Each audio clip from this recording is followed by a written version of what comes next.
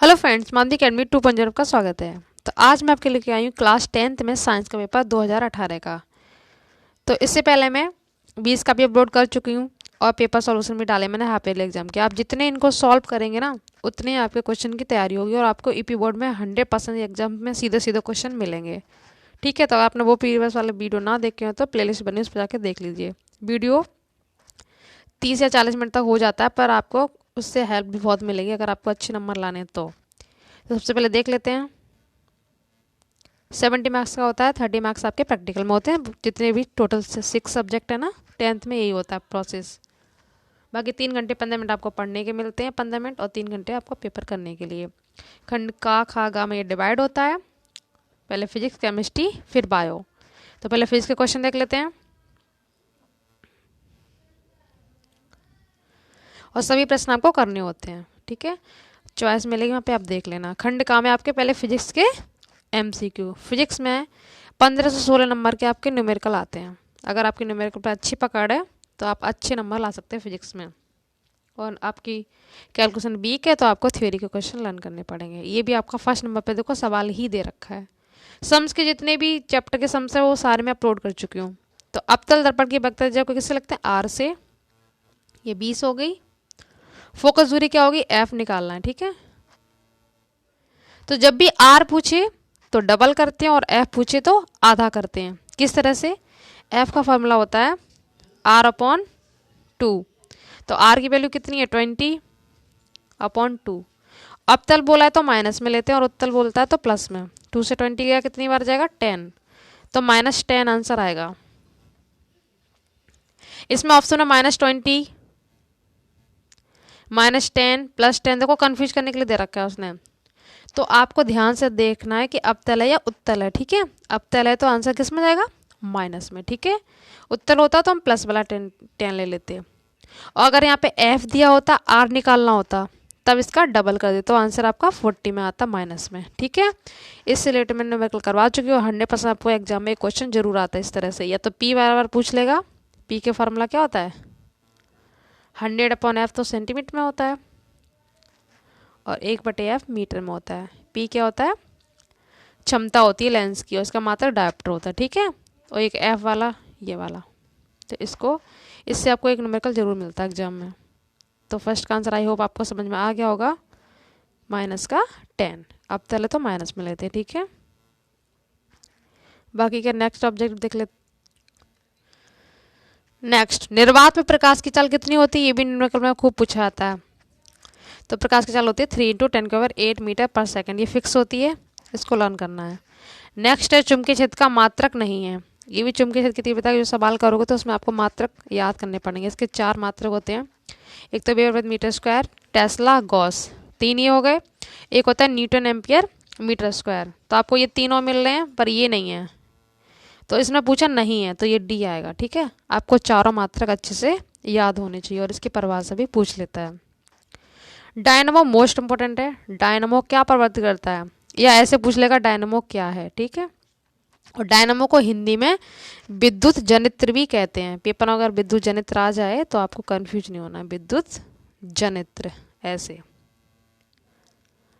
ठीक है, तो क्या है ये यांत्रिक ऊर्जा को विद्युत ऊर्जा में परिवर्तित करता है डायनमो। ठीक है, अगर विद्युत मोटर आता है तो विद्युत मोटर का पूछा जाए तो उसका जस्ट उल्टा कर दो। विद्युत मोटर, विद्युत से टिक रखो, विद्युत पहले आएगी, यांत्रिक बाद में आएगी। विद्युत से यांत्रिक में कौन बदलता है? विद्युत मोटर। और यांत्रिक से विद्युत में कौन बदलता है? डायनमो या विद्युत जनित्र। ठीक है, इसका आंसर C हो जाएगा। इस तरह से ये आपके 4 ऑब्जेक्टिव हो गए। फर्स्ट में आपका सम्स था, बाकी ये 3 हो गए। अब देख लेते हैं आगे सेकंड नंबर का क्वेश्चन का। अब थ्योरी में चलेंगे, पहले 2 मार्क्स के चलेंगे, फिर 3 4 लॉन्ग। अवतल दर्पण और उत्तल दर्पण में बनने वाले आभासी प्रतिबिंब में आपको अंतर लिखना है। ठीक है, 2 मार्क्स का है। जिस तरह से मार्क्स का जिसमें पूछा उस हिसाब से आपको क्वेश्चन लिखना होता है। अगर ज़्यादा नंबर का तो ज़्यादा थोड़ा बड़ा लिख देंगे, 2 नंबर का तो आपको एक एक अंतर भी लिख दोगे तब भी आपको 2 मार्क्स मिल जाएंगे। तो पहला डिफरेंस यही है इसमें कि अवतल दर्पण से बनने वाला आभासी प्रतिबिंब कैसा होता है? सीधा, तथा वस्तु से कैसा बनता है? बड़ा। ठीक है, पहला अंतर इसमें हो गया। कैसे लिखोगे? अवतल दर्पण से बनने वाला आभासी प्रतिबिंब सीधा तथा वस्तु से क्या बनता है? बड़ा बनता है। उत्तल दर्पण में जस्ट उल्टा लिख दो, उत्तल दर्पण से बनने वाला आभासी प्रतिबिंब सीधा, सीधा तो इसमें भी बनता है, पर वस्तु से कैसा बनेगा? छोटा। ठीक है, तो ये आपका अंतर हो गया। अवतल दर्पण से बनने वाला आभासी प्रतिबिंब वस्तु से वो सीधा तथा वस्तु से कैसा बनता है? बड़ा। और उत्तल दर्पण से बनने वाला आभासी प्रतिबिंब सीधा तथा वस्तु से कैसा बनता है? छोटा। ये हो गया 2 मार्क्स का। ठीक है, और जो भी आपको समझ में आए तो कमेंट बॉक्स में आप पूछ सकते हैं, मैं फिर से आपको एक्सप्लेन कर दूंगी। आपको बताना, चित्र द्वारा बताना कि 2 अभिसारी लेंस को किस प्रकार व्यवस्थित किया जाए कि समांतर आने वाली किरणें लेंसों से गुजरने के बाद पुनः समांतर हो जाए। मतलब आपको डायग्राम बनाना है। ठीक है, पहले आप देख लो अभिसारी और अपसारी क्या होता है। अभिसारी वो होता है जिसे उत्तल लेंस कहते हैं। ठीक है, अपसारी प्रकृति किसकी होती है? उत्तल लेंस की। और ये क्या करता है? अभिसारी क्यों बोलते हैं? क्योंकि समांतर आने वाली किरणें, ठीक है, यहाँ से कोई किरण आ रही है तो एक बिंदु पे आके फोकस हो जाएंगी सारी, इस बिंदु पे आके। जैसे यहाँ से कोई किरण आ रही है और एक बिंदु पे जाके फोकस हो गई, ठीक है, यहाँ पे आके संकुचित हो जाएंगी, तो ये होता है अभिसारी। और अपसारी क्या होता है? किरणों को, कोई भी किरण आ रही है उसको फैला देगा चारों तरफ, ये फैला देगा, तो इसे बोलते हैं अपसारी। ठीक है, अपसारी फैला देता है। तो ये कौन सा लेंस होगा? अवतल लेंस। और अभिसारी कौन सा होता है? उत्तल लेंस, जो एक पे बिंदु पे फोकस हो जाती है सारी किरणें। तो ये होता है कि अभिसारी अपसारी पूछ लेता है, तो अपसारी उत्तल, अपसारी अवतल। एक नेत्र लेंस का और आता है कि नेत्र लेंस क्या होता है, तो वो भी अभिसारी होता है, यानी उत्तल दर्पण। ठीक है, उत्तल लेंस होगा। ठीक है, नेत्र लेंस, उत्तल लेंस, दर्पण नहीं। अब इसमें डायग्राम पूछा तो कैसे बनाओगे आप? देखो, उत्तल लेंस कैसा होता है? इस तरह से होता है उत्तल लेंस। ठीक है, और अवतल लेंस कुछ इस तरह से होता है। तो इसने पूछा समांतर से, यहाँ से कोई भी समांतर किरणें आ रही हैं, ठीक है, ये आ रही हैं और एक बिंदु पे जाके फोकस हो रही है। यहाँ पे कोई बिंदु है, यहाँ पे आके सारी संकुचित हो गई, फोकस हो गई। ठीक है, क्योंकि अब सारी पूछा है तो 2 लिए, तो 2 में क्या करेंगे? एक उत्तल लेंस फिर से रख देंगे यहाँ पे, थोड़ी दूरी पे लेना है, पे स्पेस नहीं है तो दूरी पे लेना। फिर इसकी फोकस दूरी जो होगी यहाँ पे, इसकी फोकस दूरी के पास रखेंगे और यहीं से आके सारी किरणें निकलेंगी। ये निकल गई, ये निकल गई, ये निकल गई, ये निकल गई। ठीक है, तो इस तरह से ये आके यहाँ से निकलने के बाद फिर से समांतर हो जाएंगी। इस तरह से आपको डायग्राम दिखाना है। 2 अपसारी पूछे, यहाँ से लेंगे, इसकी फोकस दूरी इसके बराबर होगी, बीच में रख देंगे और फिर यहाँ से भी ये समांतर हो जाएंगी। उसने यही पूछा है, आपको डायग्राम बना के दिखा देना कि किस तरह से समांतर हो जाएंगी। ठीक है, नेक्स्ट देखो, देखो फिजिक्स में फिर से सवाल आ गया। ये छोटा सा, इसमें 2 मार्क्स। श्रेणी समांतर का मैंने बहुत अच्छे से 2 वीडियो बनाए थे सारे सवालों के, आप उस पर जाकर देख सकते हैं श्रेणी समांतर कैसे जोड़ते हैं। तो ये देखो तीनों श्रेणी में है। ठीक है, श्रेणी का आप कैसे लिखेंगे? 1 ओम तथा 2 ओम, 1 ओम, मैं शॉर्ट में कर दे रही हूँ, आपको ऐसे लिखना है 1 ओम तथा 2 ओम तथा 3 ओम को किस में जोड़ेगा? श्रेणी क्रम में जोड़ने पर। ये जोड़ दिया हमने, कितना आएगा? 3 1 4, ये 2 है, 3 2 5 और 1 6 ओम आ गया। ठीक है, 6 ओम आ गया। फिर आप लिखोगे 6 ओम तथा 3 ओम को, पहले इन तीनों को जोड़ेंगे श्रेणी में, ये 6 आ गया। फिर जो आंसर आएगा ना उसके साथ ये वाला 3 समांतर में जोड़ेंगे। तो समांतर का फॉर्मूला क्या होता है? 1/r, 1/r1 r2। तो मैं डायरेक्ट वैल्यू रख दे रही हूँ। ठीक है, 1/6 ये वाले ले लेंगे और 3 ये वाला ले लेंगे जो ऊपर बचा है। ठीक है, इसका एलसीएम लोगे तो 6 ही आएगा। फिर 6 का इसमें डिवाइड दो, 6 बन जा, 6 तो 1 आया। 3 का इसमें डिवाइड देंगे, 3 2 जा 6, तो कितना आएगा? 2। ठीक है, तो इस तरह से 1 + 2 = 6। 1 और 2 को ऐड करो तो कितना आएगा? 3/6। वैल्यू पलट देंगे तो 2 आंसर आ जाएगा। देखो किस तरह से ये हमारा टोटल 6 आया था। ठीक है, तो 1/6 के साथ हम 1/3 ले रहे हैं। इसका एलसीएम ले लो,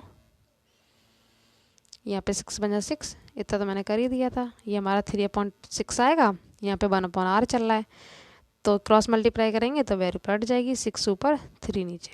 तो इस तरह से हमारा 3 2 जा 6, फाइनल 2 ओम आंसर निकल आएगा। प्रतिरोध का मात्रक ओम होता है, धारा का एम्पियर, विभवांतर का वोल्ट। ये आपको अच्छे से याद होने चाहिए मात्रक। ये यहाँ तक आपका कवर हो गया, ठीक है। अब ये भी देखो आपका सवाल है लॉन्ग में, कितने नंबर का, 4 नंबर का। ध्यान रखना कि वेरी शॉर्ट में भी पूछा था, देखो एमसीक्यू में भी सवाल था, शॉर्ट में भी 2 नंबर में भी सवाल आ गया, 4 नंबर में भी सवाल आ गया, और आपके जब आगे 7 नंबर का आएगा उसमें भी सम्स मिलेगा, ठीक है। 100% अगर आपके न्यूमेरिकल पे पकड़ अच्छी है तो आपके 15-16 से नंबर अच्छे से हो जाएंगे, और उसी में से मात्रक फंस जाते हैं, तो 20 नंबर आराम से आपके कवर हो जाते हैं इन्हीं सम्सों से। तो अच्छे से इनकी प्रैक्टिस कर लीजिए। ये भी सवाल है, 5 सेंटीमीटर लंबाई, तो इसे किससे लिखेंगे, एच से। आप कॉपी पे नोट कर सकते हैं, ठीक है। 40 सेंटीमीटर फोकस दूरी, फोकस को किससे लिखते हैं, एफ से। ये सारे सवाल मैं आपको करवा चुकी हूँ। उत्तल है तो प्लस में लेंगे, ठीक है, +40 उत्तल दे रखा ना इसमें। 20 सेंटीमीटर की दूरी, उत्तल लेंस में सब चीज़ प्लस में लेते हैं, दूरी अगर बोलता तो ये माइनस में लेते हैं, तो यू कितना हो जाएगा हमारा -20, ठीक है। एच हो गया, एफ हो गया, यू -20 हो गया। अवतल होता तो हम सब माइनस में लेते। प्रतिबिंब की स्थिति पूछिए, प्रकृति पूछिए, आकार बताना, किरण आरेख तो खींच देना है। तो सबसे पहले बी निकालना है, बी निकाल के फिर हमें प्रतिबिंब की आकार बताना स्थिति, तो एच डैश बी निकालना है। क्या निकालना है, एच डैश। पहले बी निकाल लेंगे फिर एच डैश निकाल लेंगे, ठीक है। तो लेंस दे रखा है, तो लेंस का फॉर्मूला क्या होता है, 1/f = 1/b - 1/u। ये सब चीज़ ध्यान रखनी है इसमें, कौन सा लेंस है, क्या है, उत्तल में प्लस, अवतल में माइनस। उत्तल में फोकस दूरी वगैरह प्लस में रहती है, पर दूरी माइनस में लेते हैं, ठीक है। और ये भी ध्यान रखना लेंस है कि अब दर्पण होता तो हम यहाँ पे प्लस लगा देते हैं, ठीक है। लेंस है तो हम यहाँ पे माइनस ही रखेंगे। अब वैल्यू रख दो, एफ कितने रखेंगे, 40, बी हमें निकालना है माइनस, और यू की वैल्यू भी माइनस में ही है, ठीक है, माइनस, इसको ब्रैकेट में कर देंगे क्योंकि ये माइनस है। तो 1/b यहाँ ले आई, 1/, ये माइनस माइनस किसका हो जाएगा, प्लस का, 120 हो जाएगा, किसका हो जाएगा, प्लस का। अब जब 140 इधर आके किसका हो जाएगा, माइनस का, तो 1/20 - 1/40। ये क्वेश्चन बन गई। अब यहाँ पे सॉल्व करेंगे, देखो आगे से, ये था ना हमारा माइनस का, ये था, क्योंकि पंचांतर हो गया ना, 1/40 उधर से इधर आया तो माइनस का होगा, और ये माइनस माइनस प्लस बन गया। अब इसका एलसीएम ले लो, 40 आएगा, 20 का इसमें डिवाइड दो, कितनी बार जाएगा, 2 टाइम्स, तो 2 लिख देंगे यहाँ पे, क्योंकि 2 का 1 में करेंगे तो 2 ही आएगा। 40 बन जा 40, ये रख देंगे।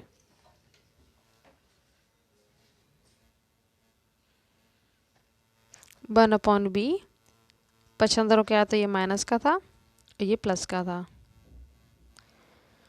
एलसीएम लो, 40 आया, 40 बन जा 40 माइनस का 1, और 20 का 2 में दे, 22 जा 40, तो ये बचेगा हमारा 2 में से बन गया 1/40।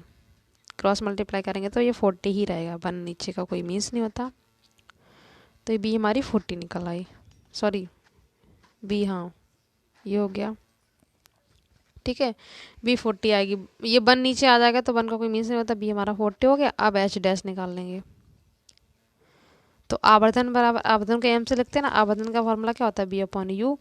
तो ये किसके बराबर होता है, ये होता है H'/h/b/u।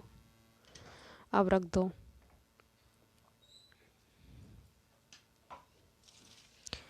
एच डैश निकालना है, एच की लंबाई 5 है, बी अभी हमने 40 निकाला है, ये यू है, तो यू का मान हमें माइनस में 20 दे रखा है, इसको से कट करो, 22 जा 40 माइनस का 2,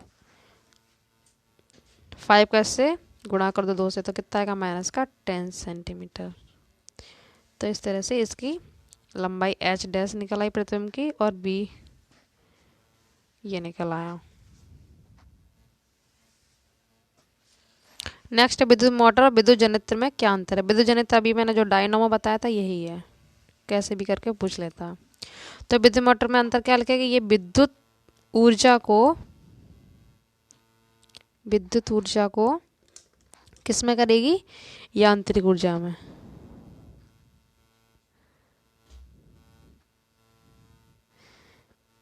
विद्युत ऊर्जा को यांत्रिक ऊर्जा में परिवर्तित करती है और इसका उपयोग बहुत सारे विद्युत उपकरणों में करते हैं, जैसे मिक्सी हो गया, आटे वाली चक्की हो गया, ठीक है, और बिजली के पंखे, इनमें सब में इसका यूज होता है विद्युत मोटर का। विद्युत जनरेटर क्या करता है, इसका उल्टा कर दो, यांत्रिक ऊर्जा को विद्युत ऊर्जा में बदलता है। ये क्वेश्चन कई बार पूछा गया, इम्पोर्टेंट है,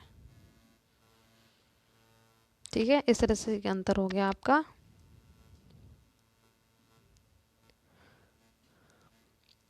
फिर क्या करना है, विद्युत जनरेटर की कार्यविधि को समझाना है डायग्राम के साथ। अगर आपको सम्स आते हैं तो आपको थ्योरी करने की ज़रूरत नहीं है, आपको सम्स मिल जाएगा, अथवा मैं चॉइस में 7 नंबर में सवाल भी मिलता है, ठीक है। अगर आपको न्यूमेरिकल में पकड़ अच्छी नहीं है, आपकी कैलकुलेशन वीक है, तो आप थ्योरी में करो। कौन कौन सा है, विद्युत मोटर वाला, प्रत्यावर्ती धारा, AC DC, इनकी कार्यविधि, या तो विद्युत मोटर की पूछेगा या विद्युत जनरेटर की, तो आपको ये होने चाहिए अच्छे से याद।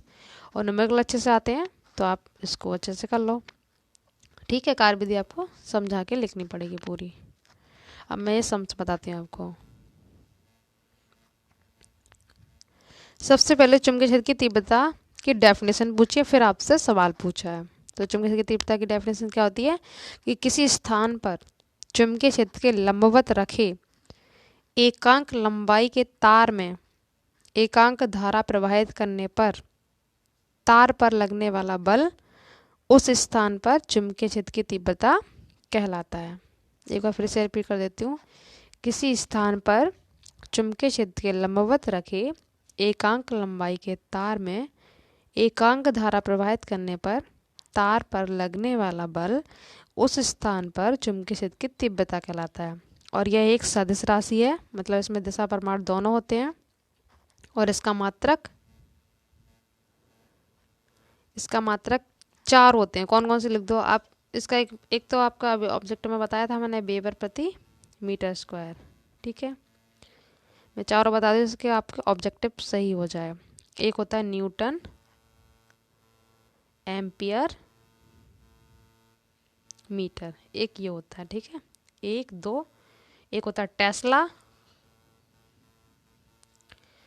और एक होता है गॉस। ये 4 मात्रक होते हैं, कोई भी एक मात्रक लिख सकते हैं।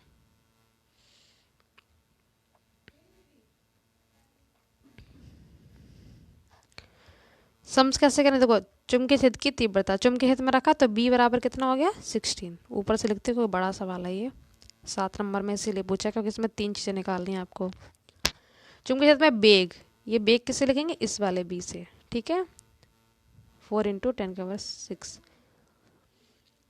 प्रोटॉन पर लगने वाला बल बताना है आपको, F बताना है, ठीक है। एक बार लंबवत हो, मतलब एक बार थीटा कितना लेंगे 90।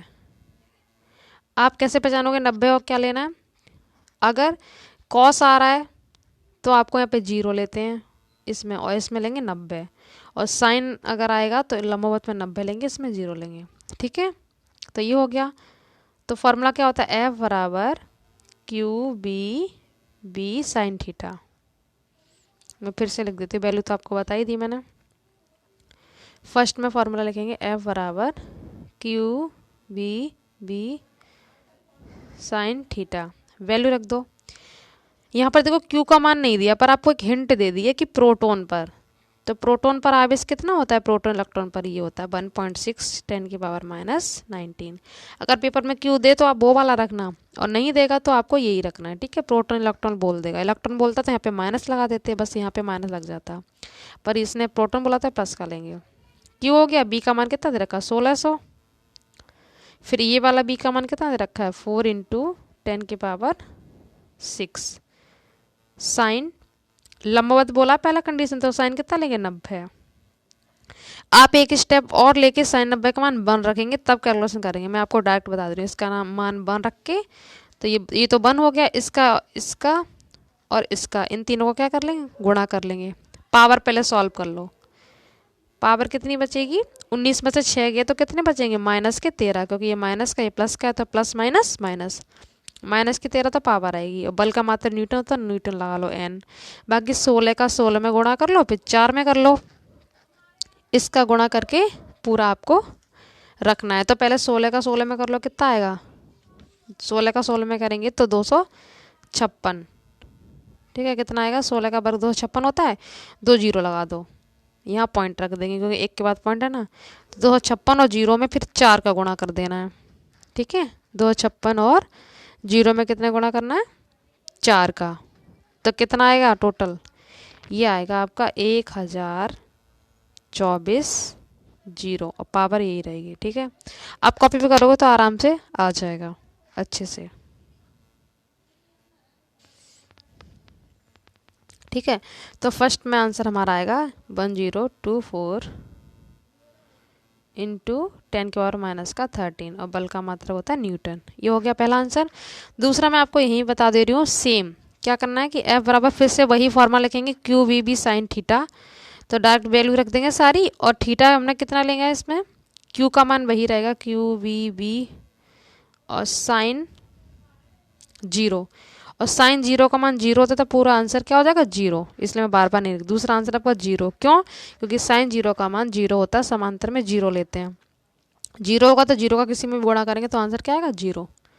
अगर आपने मेरे प्रीवियस वीडियो देखे होंगे तो आपको अच्छे से समझ में आ जाएगा, मैंने सारे सवाल करवा रखे हैं। ठीक है, अब थीटा कितना लेना है, 30 लेना है इस बार, और साइन 30 का मान कितना होता है यहीं पे बता देते, फिर वही मैं आपको रख के बता दूंगी। साइन 30 का मान 1/2 होता है। ये 0, 30, 45 ये सारे याद कर लो। 0 का 0, 90 का मान 1, 30 का 1/2, 45 का होता है 1/√2, और 60 का होता है √3/2। इसी का जस्ट उल्टा कर दो तो कॉस में बन जाता है। तो पहला आंसर तो ये हो गया, दूसरा जीरो हो गया। तीसरे में 30 का मान क्या लगा देंगे, 1/2, क्योंकि उसने कंडीशन 30 दे रखी है। मैं डायरेक्ट फॉर्मूला बार बार नहीं लिख रही हूँ, क्यू का मान फिर से वही रख दो।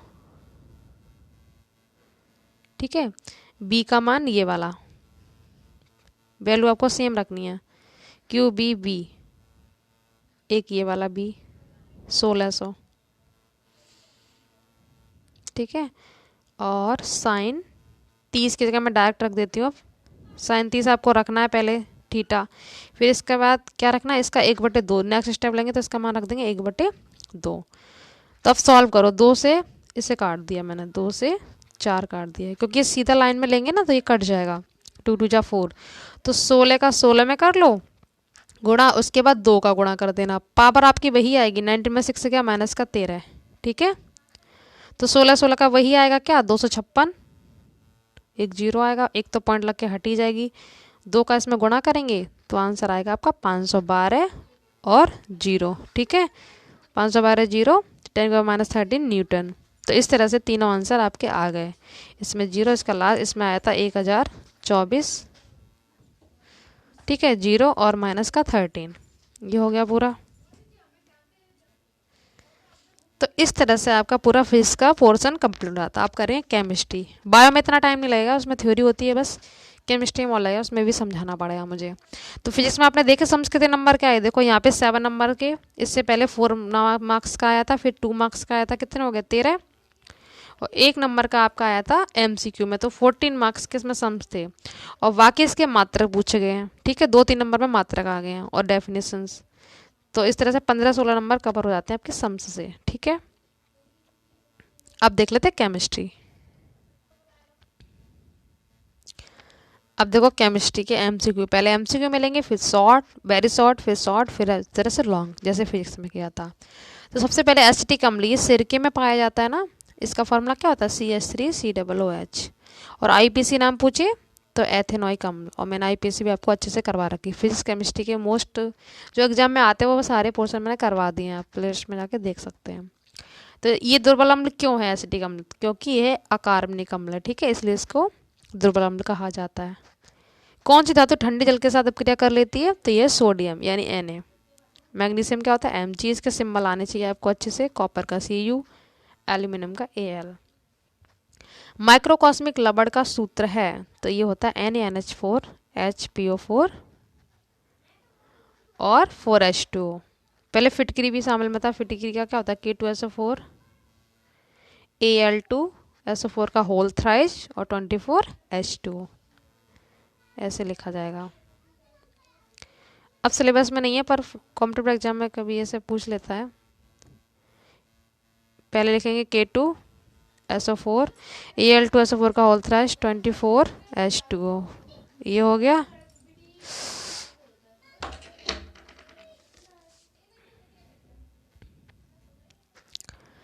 उसके बाद पीएच मान मैं आपको बता चुकी हूँ। अगर पीएच मान 4 का बिलियन में एच आयन इतने हैं तो एच आयन वही होगा जो पीएच वैल्यू होगी। 4 है तो एच आयन कितने होंगे, 4 ही होंगे। और विलेन की प्रकृति पूछिए, मतलब अम्लीय, क्षारीय या उदासीन है। ये मैं आपको पहले कई बार बता चुकी हूँ कि अगर विलेन 7 से कम है तो क्या होगा, अम्लीय। 7 से कम है ना ये, तो विलेन की प्रकृति कैसी होगी, अम्लीय। ठीक है। 7 से अधिक होता तो क्या लिखते हैं, क्षारीय। और 7 ही आएगा तो क्या कहेंगे, उदासीन। ठीक है। और जल का पीएच मान 7 होता है तो उदासीन, मतलब उसमें कोई टेस्ट वगैरह नहीं होता पानी में।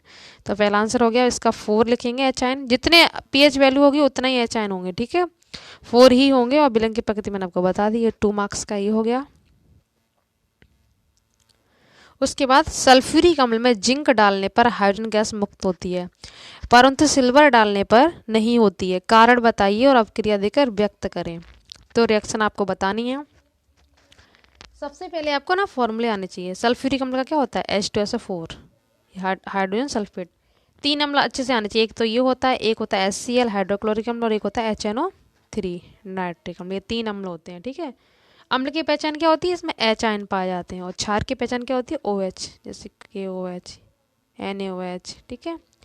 कुछ एक्स्ट्रा मैं बताते चल रही हूँ जिससे कि आपका क्वेश्चन एक भी आउट ऑफ ना जाए। अम्ल क्षार के गुण भी आपको आने चाहिए। अम्ल नीले लिटमस को क्या करते हैं, लाल। क्षार क्या करते हैं, लाल लिटमस को नीला। तो मैं आपको ये क्वेश्चन बता रही थी। सबसे पहले आप लिखेंगे सल्फ्यूरिक अम्ल किसकी क्रिया करा रहा है, जिंक। जिंक को जस्ता भी कहते हैं, Zn। एरो लगा के इससे बनाओ तो इससे क्या बनेगा, Zn क्रिया कर लेगा इससे और हाइड्रोजन गैस मुक्त होती है, जैसा कि वो बोल रहा है।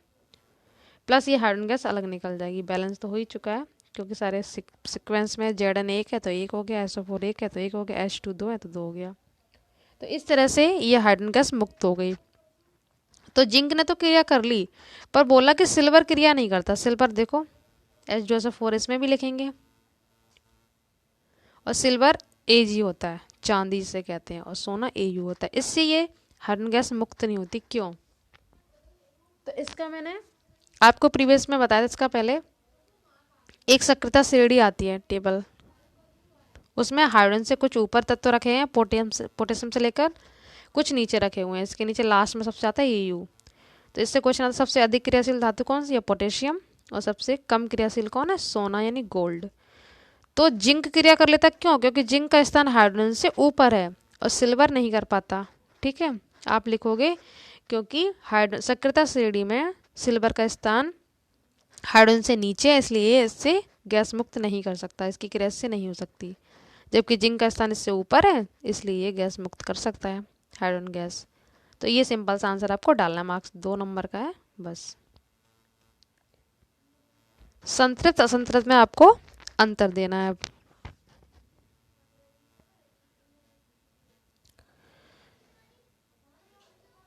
ये अंतर मैंने 2020 वाले पेपर में भी करवाया था और पेपर सॉल्यूशन में भी करवाया था। इम्पोर्टेंट है, कई बार पूछा गया है। संतृप्त क्या होते हैं कि ये कम क्रियाशील होते हैं, असंतृप्त अधिक क्रियाशील होते हैं। इसमें सिंगल बॉन्ड एकल बंध आती है, इसमें डबल बॉन्ड यानी द्विबंध और त्रिबंध आते हैं। ठीक है। और ये ओजोन के साथ ओजोनॉइड नहीं बनाते, ये बनाते हैं। या फिर ऐसे लिख सकते हैं कि ये प्रस्तापन अपक्रियाएं प्रदर्शित करते हैं, संतृप्त प्रस्तापन अपक्रियाएं प्रदर्शित करते हैं, और जो असंतृप्त हैं ये योगात्मक अपक्रिया प्रदर्शित करते हैं। एकल बंध इसमें रहती है, इसमें डबल ट्रिपल रहती है, याद रखना। और जैसे एथीन है तो ईन आया तो ये क्या हो गया, असंतृप्त हो गया। और एन मेथेन तो ये क्या हो गया, संतृप्त हो गया। इस तरह से भी आपको आना चाहिए, इस तरह से ये लिख देंगे।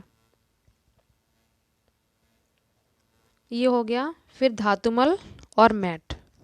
ठीक है, धातुमल किसे कहते हैं और मैट, ये वाला देख लेते हैं। धातुमल की परिभाषा क्या होती है कि अगलनीय अशुद्धियाँ, मतलब जो गलती नहीं है, अगलनीय अशुद्धियाँ गालक के साथ क्रिया करके जो अबले हल्का यौगिक बनाती हैं उसे धातुमल कहते हैं। गालक क्या होता है, ये भी होता है कि धातु में विद्यमान जो अगलनीय अशुद्धियाँ होती हैं उसके अलग करने के बाद जो बचता है वो गालक कहलाता है। तो जो अगलनीय अशुद्धियाँ जो होती हैं गालक के साथ क्रिया करके एक अविलीय हल्का यौगिक बनाती है, मतलब जो ना घुलनशील हो, एक धातुमल के रूप में ऊपर धातु के ऊपर में तैरता रहता है। ठीक है, इसे धातुमल कहते हैं। और मैट क्या होता है, मैट क्या होता है कि गलत जो गलता हुआ कॉपर होता है ना, कॉपर, गलित कॉपर में थोड़ी मात्रा में क्यूप्रस सल्फाइड और फेरस सल्फाइड होता है। ठीक है, क्यूप्रस सल्फाइड और फेरस सल्फाइड होता है, इसी मिश्रण को मैट कहते हैं, यानी Cu2 वाला।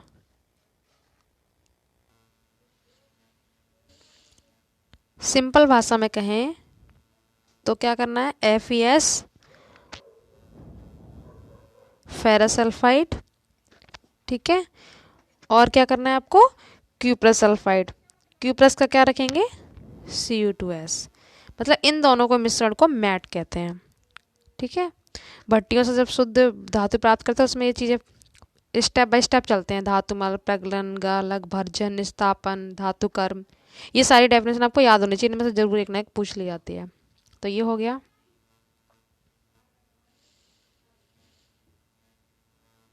उसके बाद एथिल अल्कोहल बनाने की विधि देनी है। एथिल अल्कोहल मतलब C2H5OH। ये कैसे बनता है, इसका नाम IPC नाम एथेनॉल होगा, और इसकी सबसे क्रिया दिखानी है, इन चारों से क्रिया दिखानी है। ठीक है, तो सबसे पहले इसकी बनाने की विधि कर लेते हैं।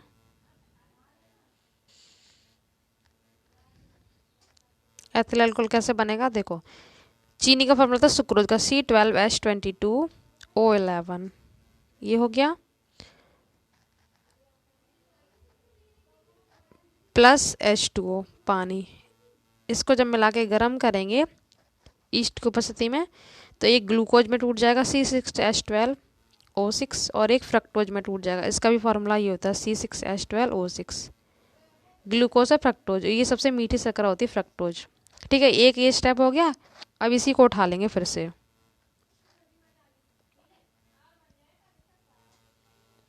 इसको फिर से उठा लिया हमने, और इसको फिर से हीट करेंगे ईस्ट एमाइलेज की उपस्थिति में, तो आपका बन जाएगा एथिल अल्कोहल और प्लस CO2। ठीक है, कार्बन डाइऑक्साइड। बैलेंस करने के लिए यहाँ 2 लगा देंगे और यहाँ 2 लगा देंगे, इस तरह से ये हमारा हो जाता है।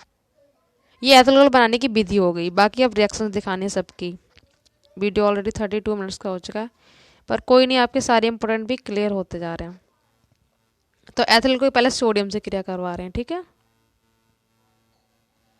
क्रिया कराएंगे तो एरो से पहले लिखना है, एरो लगा के सबसे पहले लेंगे C2H5OH प्लस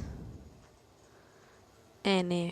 तो एरो लगा के बनाओ, इससे बनेगा हमारा C2H5O, ये वाला O ले लेंगे, और ये वाला Na प्लस हाइड्रोजन। ठीक है, इसका नाम होगा सोडियम एथॉक्साइड, और ये एथिल को है ही हमारा। सोडियम एथॉक्साइड बनेगा सोडियम से क्रिया कराने पर, और हाइड्रोजन गैस मुक्त होगी।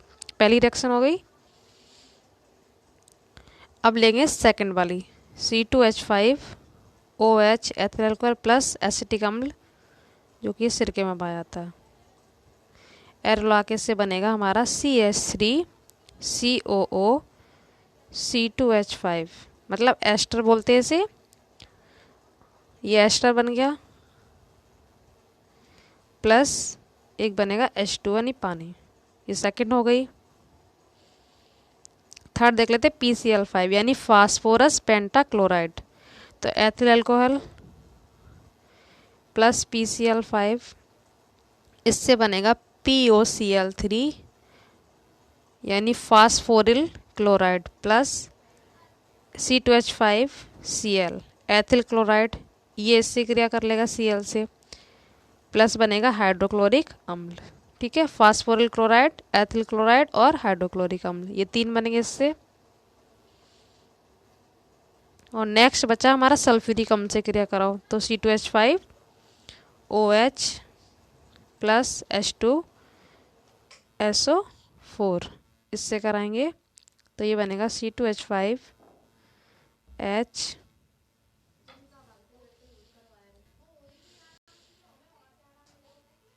तो इससे बनेगा हमारा C2H5HSO4 ethyl hydrogen sulphate plus H2O पानी। ठीक, और किसकी करा रहे थे हम इससे, एथिल अल्कोहल प्लस सल्फ्यूरिक अम्ल से कराने पे। तो इस तरह से ये हमारे चारों बन गए। ये कितने नंबर का था, 3 4 5 7 नंबर में था। तो ये हमारा कंप्लीट हो गया। आगे देख लेते हैं। प्रयोगशाला में एथिलीन बनाने की विधि बतानी है और रासायनिक समीकरण व्यक्त करना है। ठीक है, एथिलीन का फॉर्मूला आना चाहिए। केमिस्ट्री में आपको जितने फॉर्मूले याद होंगे तो ये होता है एथिलीन C2H4। ठीक है, डबल बॉन्ड है एथिलीन। इसकी बनाने की विधि देनी है और फिर इसकी योगात्मक अभिक्रिया क्यों प्रदर्शित करती है ये बताना, और क्लोरीन और KMnO4 से इसकी क्रिया दिखानी है। तो एथिलीन बनाने की पहले तो विधि देख लेते हैं। ठीक है, तो ये हमें बनाना तो हमें एरो के बाद मिलेगा। तो ये कैसे बनेगा? ये बनेगा अगर हम एथिल अल्कोहल को C2H5OH को एल्यूमिनियम होता है Al2O3 इसकी उपस्थिति में हीट कर दें 350 डिग्री सेल्सियस से लेकर 380 डिग्री तक ताप पे गर्म करें एल्यूमिनियम की उपस्थिति में, तो हमारी एक तो एथिलीन बन जाएगी और एक पानी निकल जाएगा बाहर। ठीक है, ये बन गई हमारी एथिलीन। रिएक्शन तो ये हो गई। योगात्मक क्यों करती है? योगात्मक क्रिया क्या होती है कि दो मिलकर एक पदार्थ बनाते हैं। ठीक है, तो एक दो भागों में टूट गया और दो मिलेंगे तो एक बन जाएगा, तो ये योगात्मक क्रिया प्रदर्शित हो गई।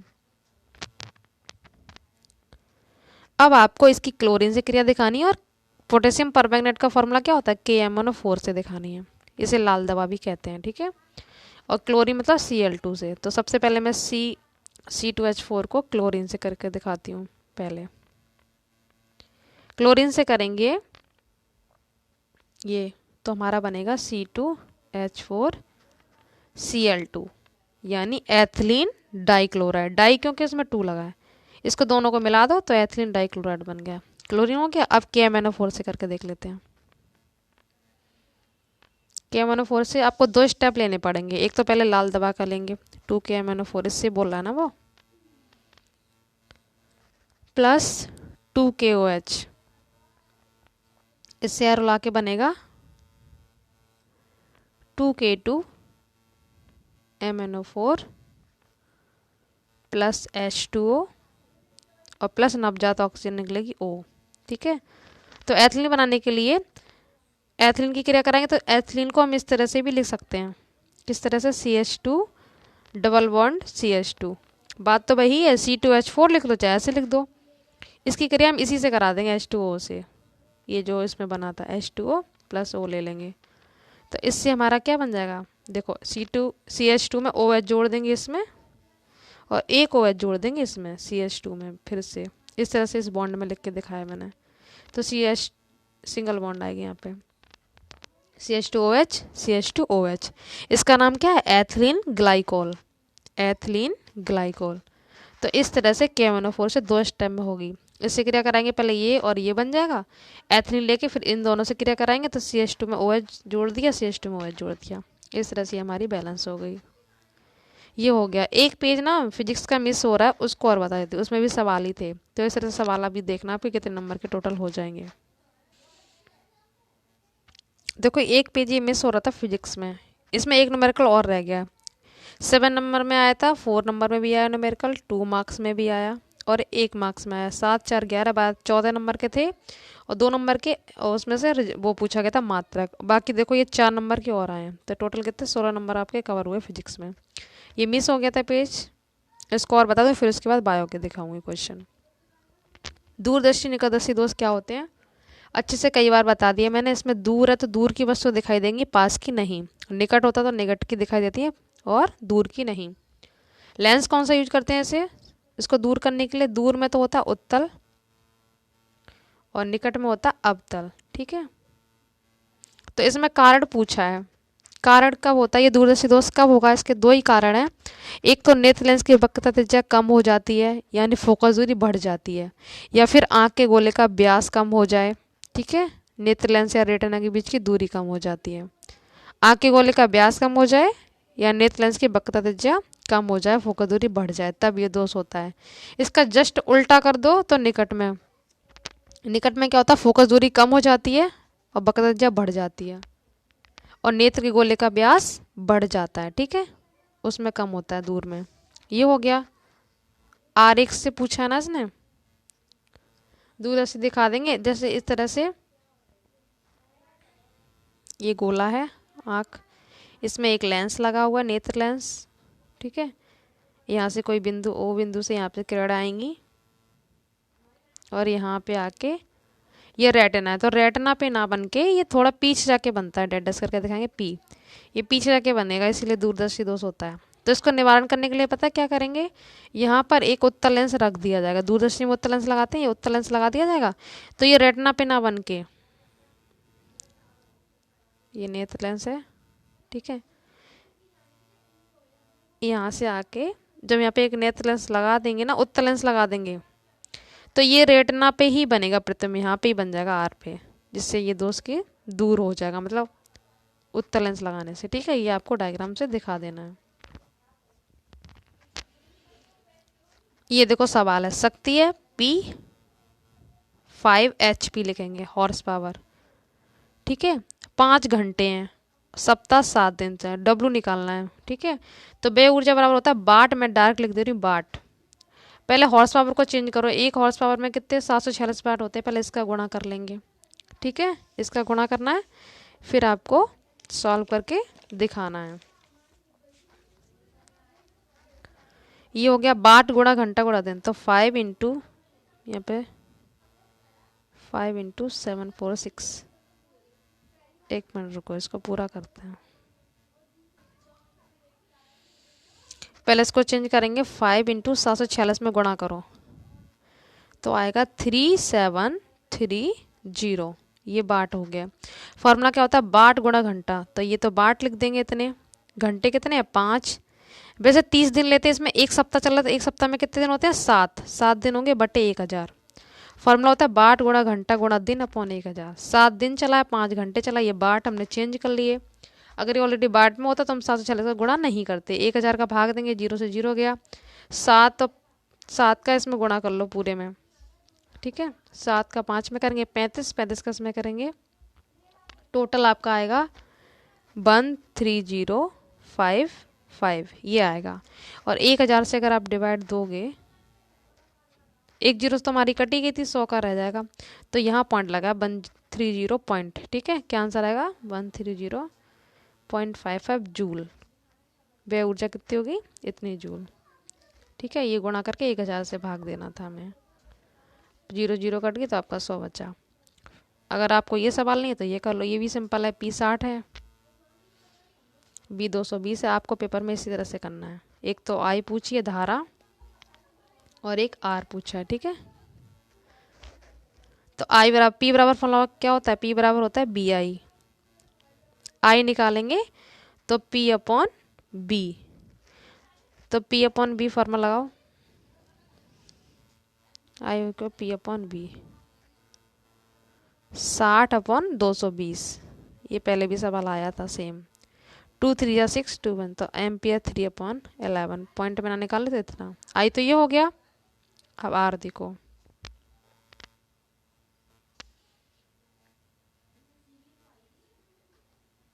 आर का फॉर्मूला क्या करेंगे, आर बराबर होता है बी स्क्वायर अपॉन पी, तो बी का मान 220 दे रखा है, 220 गुणा 220,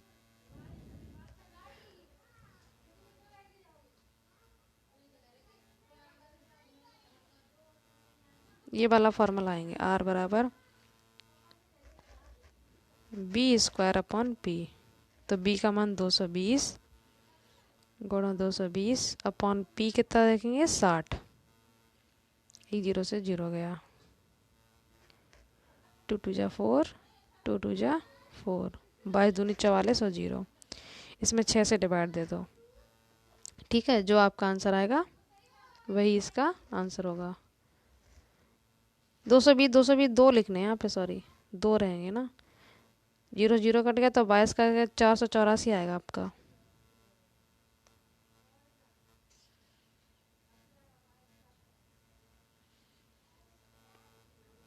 फिर से देखो, 220 अपॉन पी, तो इसका 484 होता है और 2 0, ठीक है, इसमें 60 से देंगे, 0 से 0 गया, अब इसका भाग दे लो, 6 8 जा 48, 0, 6 6 जा 36, 4 बचेगा फिर से जाएगा। इस तरह से ये आपका आंसर आएगा। आर का मात्रक ओम होता है। ठीक है, अब बायो के देख लेते हैं। ऊर्जा की मुद्रा क्या है? एटीपी। इसकी फुल फॉर्म होती है एडोनिन ट्राइफॉस्फेट। एक एडीपी होता है, इसका होता है एडोनिन डाइफॉस्फेट। एडीपी का एडोनिन डाइफॉस्फेट, इसका एडोनिन ट्राइफॉस्फेट। अमोनिया को यूरिया में कौन बदलता है? यकृत। यकृत से कौन सा वो रस स्रावित होता है? पित्त रस। ठीक है, इसको याद रखना। मदिरा में पाया जाता है क्या? Ethyl alcohol. ठीक है, और तम्बाकू में पूछ ले तो निकोटिन पदार्थ होता है हानिकारक। मास्टर ग्रंथि इंपॉर्टेंट है, पीयूष ग्रंथि को मास्टर ग्रंथि कहते हैं। और जो आपका अग्नाशय होता है ना, ये वाला अग्नाशय, ये दोनों ग्रंथि है, मिश्रित ग्रंथि इसको कहते हैं। अंतःस्रावी ग्रंथि और बहिःस्रावी ग्रंथि दोनों की गुण है इसमें। ठीक है, तो इसे मिश्रित ग्रंथि के नाम से जाना जाता है। फिनोटाइप जीनोटाइप क्या होता है? जो मेंडल थे उन्होंने मटर के पौधे प्रयोग किए थे तो इसमें रेशो बताया था। तो फिनोटाइप किसे कहते हैं? यह जीव की बाह्य आकार को व्यक्त करता है और इसमें लक्षण विशेष के लिए शुद्ध होते हैं, शुद्ध या संकर। ठीक है, और जीनोटाइप क्या होता है? ये जीव की जीन संरचना को व्यक्त करता है। ये बाह्य संरचना को बताता है, ये जीन संरचना को व्यक्त करता है। ये भी शुद्ध होते हैं। ठीक है, ये हो गया। अग्नाशय द्वारा स्रावित 2 पाचक एंजाइम और उनके कार्य बताने हैं। तो इसकी दो सेल अल्फा कोशिकाएं बीटा कोशिकाएं होती हैं। ठीक है, तो आपका क्या लिखना? अल्फा से तो कौन सा हार्मोन्स निकलता है? ग्लूकेगॉन। और बीटा से होता है इंसुलिन। जो मधुमेह होता है ना, डायबिटीज, इसी की कमी से होती है इंसुलिन। ये 2 हार्मोन हो गए। अल्फा कोशिका से निकलता है ग्लूकेगॉन और बीटा से इंसुलिन। आप डायरेक्ट नाम रखेंगे, मैंने कोशिका भी बता दिए, पूछी जाती हैं। ठीक है, और इनका कार्य होता है ये कार्बोहाइड्रेट के उपापचय और नियंत्रण में सहायक होते हैं। हीमोग्लोबिन कहाँ पाया जाता है? ये आरबीसी में पाया जाता है, नहीं लाल रक्त कोशिकाओं में पाया जाता है, रेड ब्लड सेल्स। ठीक है, आरबीसी ये लाल रक्त कोशिकाओं में पाया जाता है। इसका मुख्य कार्य क्या होता है? ये श्वसन में सहायक होता है। हीमोग्लोबिन श्वसन क्रिया में सहायक होता है। ये हो गया 1 1 2 2 नंबर के क्वेश्चंस।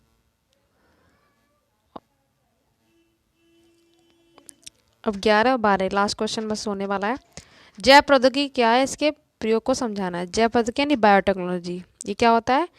ये ऐसी प्रक्रिया में सजीवों तथा उससे प्राप्त पदार्थों का उपयोग औद्योगिक स्तर पर किया जाता है। ठीक है, यह जैव रसायन, सूक्ष्म जीव विज्ञान, आनुवंशिकी, इनके तकनीक का ज्ञान ही जैव प्रौद्योगिकी कहलाता है। इसका उपयोग कृषि क्षेत्र में करते हैं, औद्योगिक क्षेत्र में करते हैं, बहुत सारे इसका उपयोग होता है।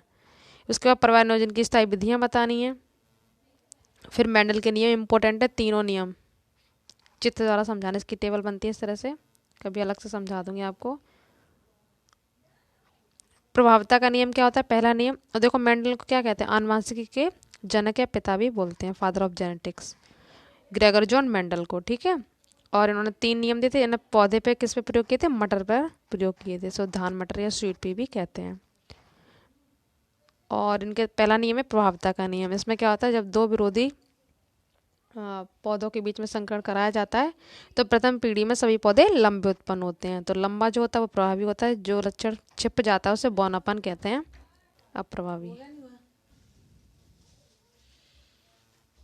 उसके बाद मुंज प्रकल्पना, इन्होंने बताया था कि मेंडल के प्रभाविता का हो गया। एक पृथक्करण का नियम, इसमें अलग अलग हो जाते हैं जीन्स। एक स्वतंत्र अवयव का नियम। ये 3 नियम होते हैं, ये समझाने हैं आपको। मुंज प्रकलन ने बताया था कि खाद्य पदार्थों का स्थानांतरण कैसे होता है, फ्लोएम के जो होता है। ठीक है, फ्लोएम के द्वारा ये प्रक्रिया समझाई थी इन्होंने। आप इसे डिटेल में कर सकते हैं। लास्ट क्वेश्चन है बाष्पोत्सर्जन। इसकी विधि भी समझानी है। पर्णरंध्र मतलब छोटे छोटे रंध्र छिद्रों को स्टोमेटा जिन्हें कहते हैं, उनकी विधि बतानी है। बाष्पोत्सर्जन क्या होता है? कि पौधों के वायवीय विभागों से होने वाली जल हानि ही वाष्पोत्सर्जन कहलाती है। इसकी विधि समझा दो, या फिर मनुष्य के पाचन तंत्र का नामांकित बना के उसकी पूरी विधि देनी है। यकृत के कार्य लिखने हैं। पाचन तंत्र और श्वसन तंत्र ये सारी इंपॉर्टेंट है। हृदय वाला भी क्वेश्चन इंपॉर्टेंट है, इससे पहले मैंने करवा दिया था। तो इस तरह से पूरा टोटल हो जाता है। अगर वीडियो अच्छा लगा तो लाइक शेयर कीजिए और चैनल को सब्सक्राइब कीजिए। Thank you so much.